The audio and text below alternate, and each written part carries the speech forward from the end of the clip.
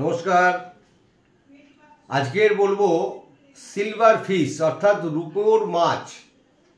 এই রূপোর মাছ ছোট হোক বড় হোক আপনার যেমন পকেট পারমিট করবে সেইভাবেই কিনবেন।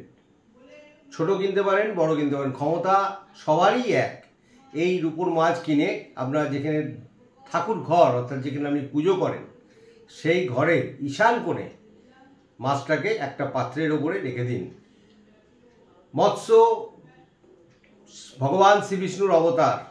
রূপোর মাছ লক্ষ্মী বৃদ্ধি করবে, বাড়িতে আয় উন্নতি স্থিরতা আনবে। এই মাছ রূপোর কিনে ঠাকুর ঘরে ঈশান কোণে রাখবেন। 1 ইঞ্চি, 2 ইঞ্চি, 5 ইঞ্চি, যার যেমন ক্ষমতা সেইভাবে রূপোর মাছ কিনুন। ভাগ্য জাগৃত হবে। অত্যন্ত ক্ষমতা সম্পন্ন এই রূপোর মাছ কিনে রাখবেন, যা পারলে কিনবেন। সামনে ধনতেরাস আসছে, সেখানে কিনতে পারেন। যেভাবে হোক এই রূপোর জিনিস, রূপোর মাছ কিনে বাড়িতে রাখুন।